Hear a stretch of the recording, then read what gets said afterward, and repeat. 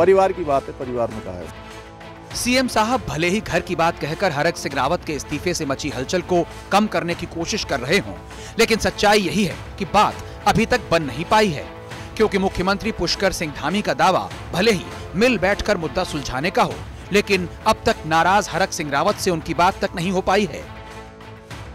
नहीं ऐसी परिवार की बात है, परिवार में कहा है। सर, चुनाव नजदीक आते आते वो इस तरह की पॉलिटिक्स करने लगते हैं, तो क्या सरकार को प्रेशर में लेने का तरीका है? सब लोग मिल बैठ के बात कर लेंगे। देखिए, हर आदमी को लगता है अपने अपने क्षेत्र में काम होना चाहिए, और चूंकि चुनाव नज़दीक है तो सभी को लगता है कि मेरे क्षेत्र में काम होना चाहिए। अगर कोई कह रहा है कि मेरे क्षेत्र में काम होना चाहिए, तो निश्चित रूप से उस क्षेत्र का दबाव भी होता है, कुछ कमिटमेंट भी होते हैं, तो उस पर हम लोग गंभीरता से विचार करें। सर, आप उत्तराखंड में कांग्रेस ने पार्टी के भीतर मचे घमासान को किसी तरह शांत किया, तो अब बीजेपी में नई लड़ाई शुरू हो गई है। बताया जा रहा है कि हरक सिंह रावत लंबे समय से कोटद्वार में मेडिकल कॉलेज की मांग कर रहे हैं, जिसे लेकर ही बात इस्तीफे तक जा पहुंची। दरअसल कोटद्वार पौड़ी जिले में आता है, जहां पहले से ही एक मेडिकल कॉलेज है। ऐसे में कोटद्वार में मेडिकल कॉलेज सिर्फ दो सूरत में बन सकता है।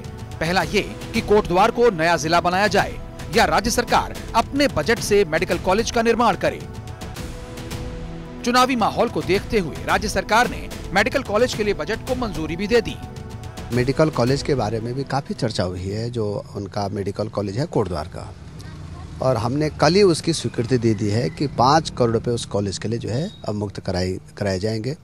कल कैबिनेट में जब कैबिनेट बैठक खत्म हुई, उसके बाद मुख्यमंत्री जी ने कहा कि जल्दी उसका जीओ हो जाएगा।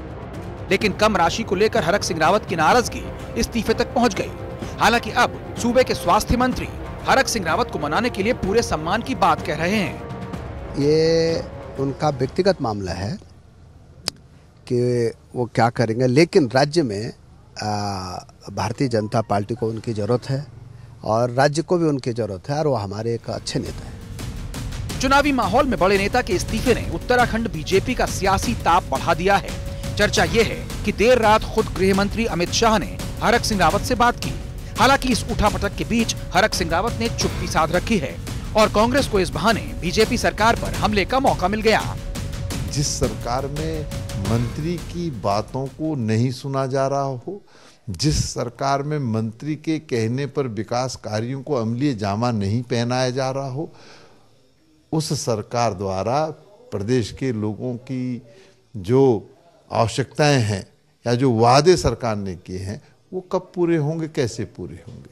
तो ये वानगी है भाजपा की कथनी और करने की। हरक सिंह रावत के अगले कदम पर कांग्रेस की भी नजर है। वहीं चुनावों से ठीक पहले मुख्यमंत्री धामी भी कांग्रेस को कोई मौका नहीं देना चाहते, और अब बीजेपी के बजाय कांग्रेस को अपने घर में मची उठापटक पर ध्यान देने की नसीहत दे रहे हैं। विपक्ष के पास कोई मुद्दा नहीं है, वो लोग अपने ही घर में इतने उलझे हुए हैं कि वो पहले अपने घर से बाहर निकले, वहाँ तय करें कौन लीडर है, कौन किसके नेतृत्व में जाएंगे, कौन क्या करेगा।